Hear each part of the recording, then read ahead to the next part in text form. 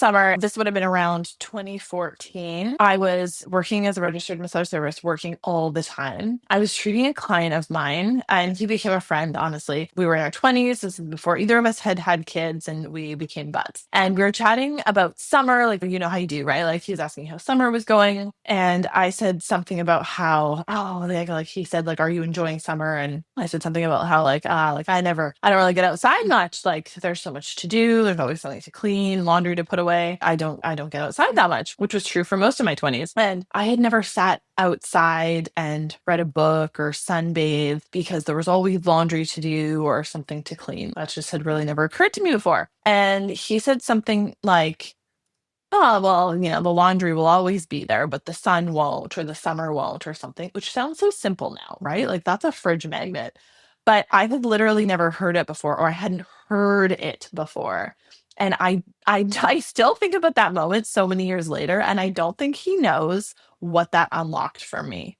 In that moment, he taught me the stakes for not folding the laundry were very low and that the stakes for missing every summer, as I had been, were very high. And I had spent a decade unable to tell the difference. No awareness. Urgent and important are not the same thing.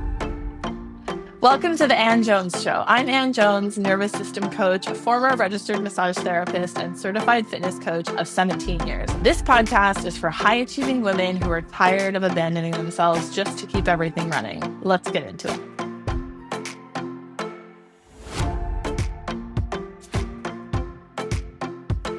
Welcome back to week 4 of my Out of Overwhelm series. If you have been here for episodes 1, 2, and 3, you know we have covered why rest isn't working for you, why your nervous system is running the show, and the hidden cost of being the reliable one from last week. Today, we're going after the thing driving all of it, urgency, because everything in your life feels urgent and almost none of it is. By the end of this episode, you will be able to tell the difference between urgency and importance in your body in real time. Both from personal experience and coaching clients, I know that we have become conditioned for email and DMs and texts to be a reply right now reflex. You get the email, you reply right away. I remember one of my one-on-one coaching clients saying she walked into 45 work emails, which is a lot for her after spring break. And because we had been working on her sense of urgency, she had this realization in coming back to work after spring break, having all these work emails, that just because someone sent her an email last night or several days ago doesn't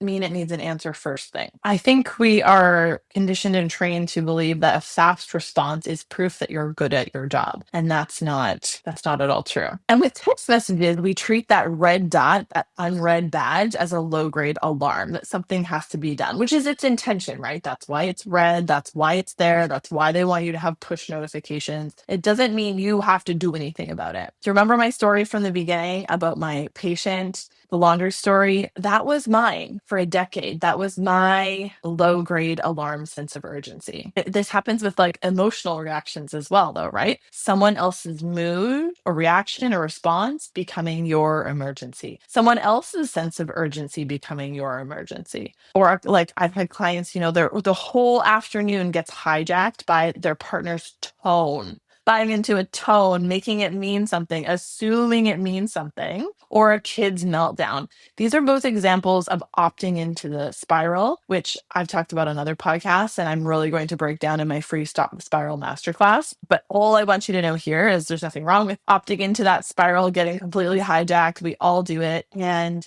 there is a way out of it. Another one that I know from clients is the phrase, just one more thing, right? Just one more thing is the phrase that eats your whole workday into you going home late, that pushes your bedtime. Just one more thing. I will just share, I'm really like living the work this week, this month. Slightly overcommitted myself.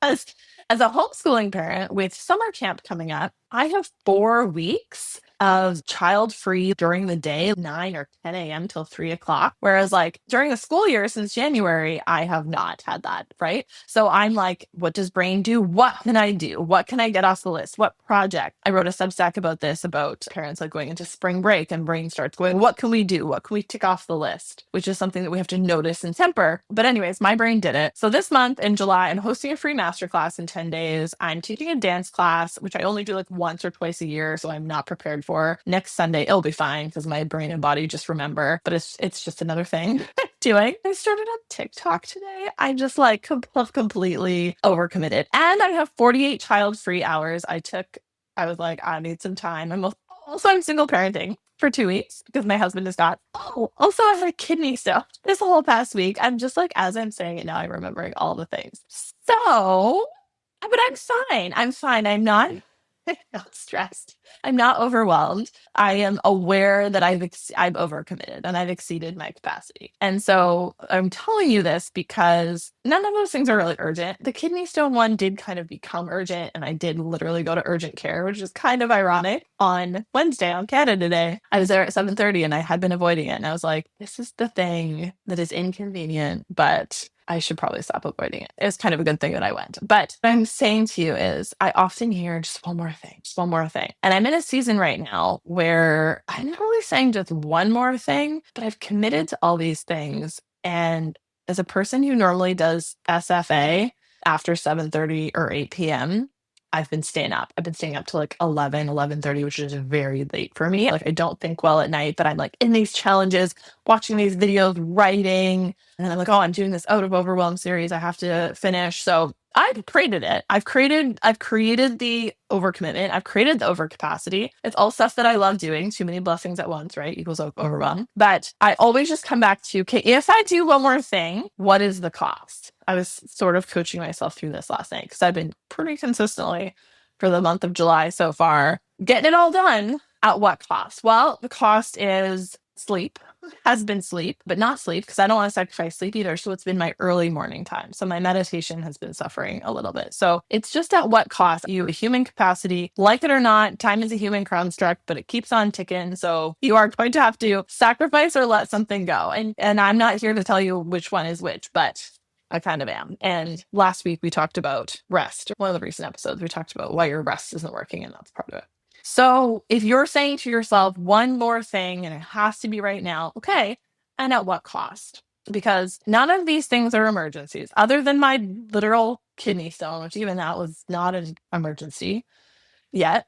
None of these things are emergencies. But if your body can't tell the difference yet, I'm going to tell you why. Because I used to be like that as well. I used to feel completely different in my body. Urgency is a body state before it's a thought. So your to-do list did not create an alarm in your body. The alarm in your body went looking for the list, looking for the things. So I told you that story, my sort of evolution with my patient who alerted me that I actually didn't have to spend all summer afternoons inside cleaning my house and putting laundry away. It was a huge aha for me. And then more recently, just a few years ago, when things really hit an overwhelming anxiety climax, and I started working on my nervous system, I learned the word urgency. Like, obviously, I knew what the word urgency meant in layman's terms, but I had never related it to a feeling in my body or a thought in my brain.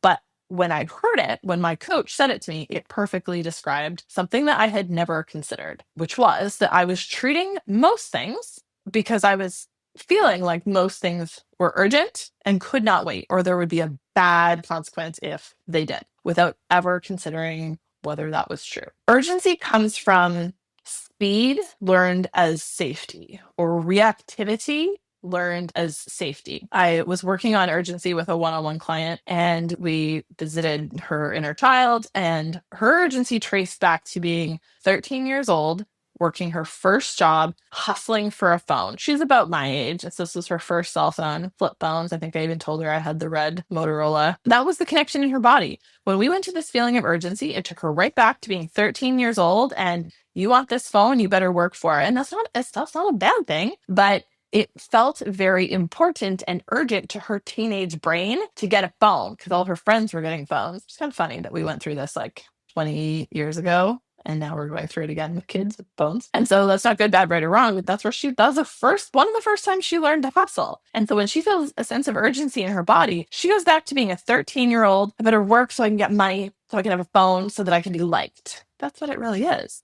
And that's not necessarily what it's going to be for you. But the point is, urgency is a signal in your body. It's not a command. You're just interpreting it as such.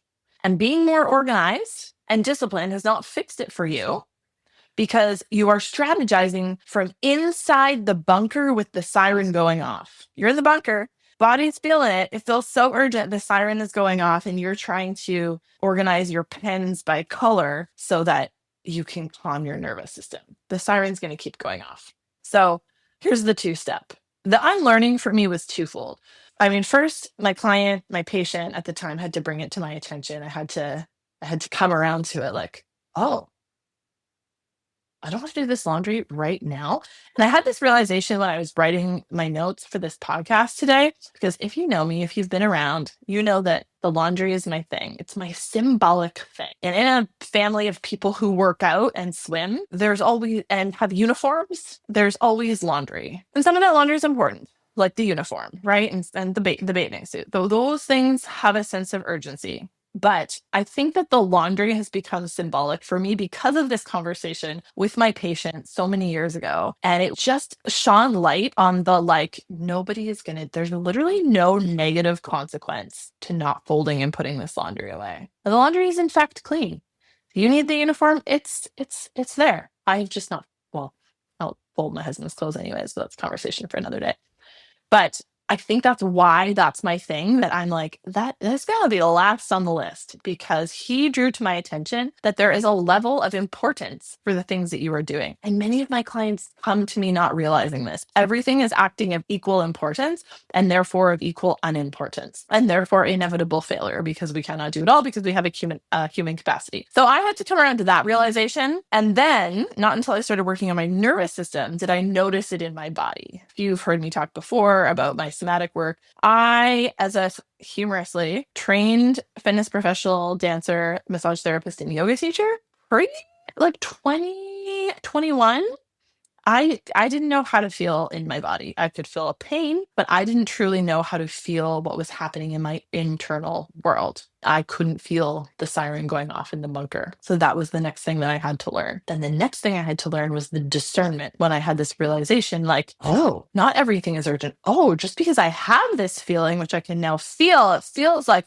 ooh, stress in my chest, I don't have to do anything about it. But one doesn't know that when they're completely dysregulated. So we need to address your state. We need to turn the siren off in the bunker, state before strategy, before we line the pens up by color, before we learn how to come up with a plan for escaping the bunker. So step 1 is noticing the state, naming the urgency out loud first, and then naming the urgency in the body before touching that for the love of God to-do list, which can just go to hell. But you need to notice the urgency in the body. What does it feel like? You cannot sort priorities while the alarm is sounding, which is why every planner you've ever bought has failed you, which is why every 30-day challenge has ended 14 days in.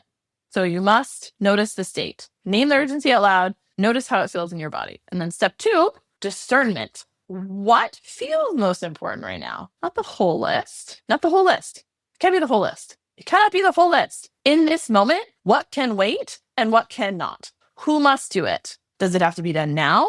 Does it have to be done by me? Does it have to be done at all? Those are the 3 questions I bring to my clients and my students. If you can catch it, as I teach, and I'm going to teach in the Stop the Spiral workshop on July 15th, if you can catch the urgency mid-moment, you have the opportunity to choose differently. But if you are living in your head and you're on your phone all the time and you don't know that you have a body and you've never sat still with yourself for 2 minutes, you are going to miss it. You're not going to know. It's just all going to feel like urgency. All right now, distraction all the time. But if you can catch it mid-moment and choose differently, then you get to choose what happens next or doesn't happen next or what feels better. You know, both personally and from working with clients, the cost of sorting priorities incorrectly for years or not sorting priorities incorrectly. The really important stuff slips through the cracks. Your health slips through your cracks. Your health slips through the cracks. Everything is urgent all the time. There's no evenings. I'm going to do a second shift in the evenings. You keep losing yourself to what feels loudest versus quieting the siren and then deciding what to do next. Do you need to escape the bunker? Is there something to do within it? You must quiet the siren before you can even decide. So I'm going to leave you with this. Urgency and importance are not the same thing, but your body has probably been treating them as if they are identical. So my homework for you this week to get out of overwhelm is to notice one fake emergency every day this week. Just notice. You don't even have to fix it. Just notice, oh, this really feels like an emergency. Maybe it's not. And then the next thing I want you to do is to go to the link in the show notes and register for my free masterclass, Stop the Spiral Before It Starts. It is free. There are 2 times. So you can do it on your lunch hour. You can do it after work. It is on July 15th. It is a Wednesday. I will be there live, and you also want to be there live because I am going to teach you a tool, and it is best taught in the body by you being there and doing the tool with me, practicing the tool, coming up with your tool, feeling how urgency feels in your body. If you are watching it after the fact, it's better than nothing, but watching bodies do things is a documentary. It's not an experiential happening. So masterclass, you must register and then you must come. And then I will teach you how to noticing the fake emergency. I will teach you how to stop it. I will teach you how to stop the spiral it triggers. That is what we were doing in my free masterclass, Stop the Spiral Before It Starts, on July 15th. DM me Spiral on Instagram. Go to my webpage. It'll pop up at you. It will say register now, and then you will do it. And if you must know, the laundry is still there. But actually, the laundry got all put away quite recently because that's what happens. Because when you leave it, when it needs to be done, you will do it. You will do it. But now I have new laundry. And so at some point this weekend, I might put it away because that feels nice and it helps me to pack. But I might not because it's gonna be there again. And maybe I want to go for a walk, and maybe I want to take myself to happy hour, and maybe I want to read a book, and maybe I want to edit this podcast. So regardless, I trust that the laundry will still be there, just as I am always here for you. Join me next week for the last installment, number 5 of the Out of Overwhelm series. And also join me next week at my free live masterclass. There's literally no reason why you won't come. You need to come on July 15th. All right. I love you. Have a good week. Unsubscribe from Overwhelm.